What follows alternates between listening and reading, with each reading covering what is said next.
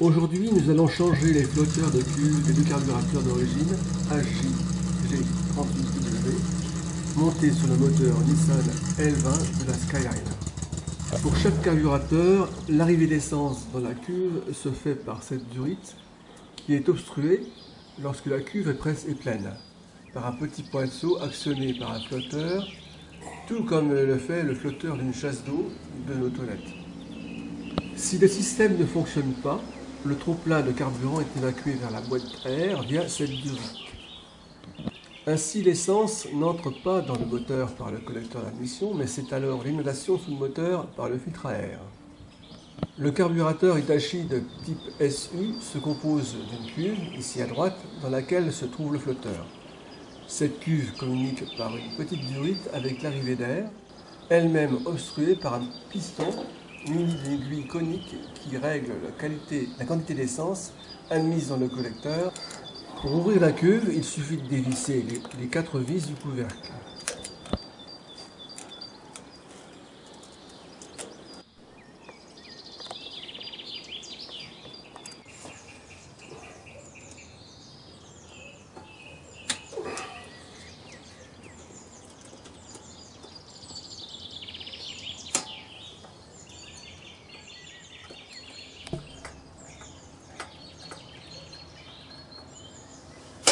On enlève alors le couvercle en prenant garde de ne pas perdre de joint. Sous le couvercle se trouve un dispositif articulé que soulève le flotteur et qui ferme ainsi l'arrivée d'essence grâce à une petite valve à pointeau.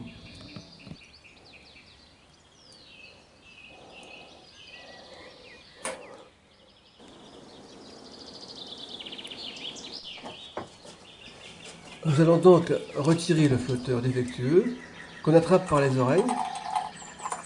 On peut bien sûr repérer les fissures qui causent ces fuites et les boucher avec de l'étain. Mais cette technique est aléatoire et elle finit par alourdir le flotteur même en évarbant soigneusement les bavures d'étain. Ici nous voyons que le flotteur qui pesait 14 grammes en fait maintenant 16, ce qui impliquera un nouveau réglage au niveau du pointeau.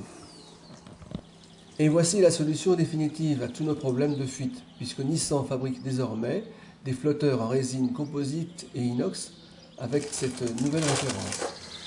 Ils sont strictement identiques en poids et en volume aux anciens flotteurs, le laiton qui se dégrade facilement dans l'essence sans plomb.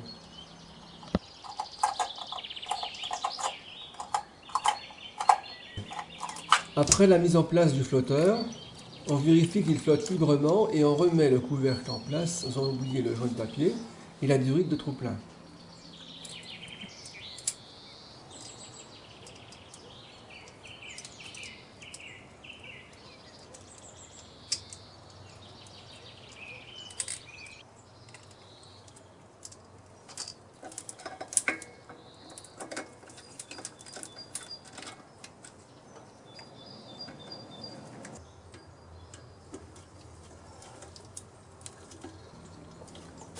Nous pouvons démarrer le moteur et on constate alors en débranchant la durite de trop-plein que le niveau dans la cuve reste stable et qu'il n'y a pas de débordement de carburant à craindre.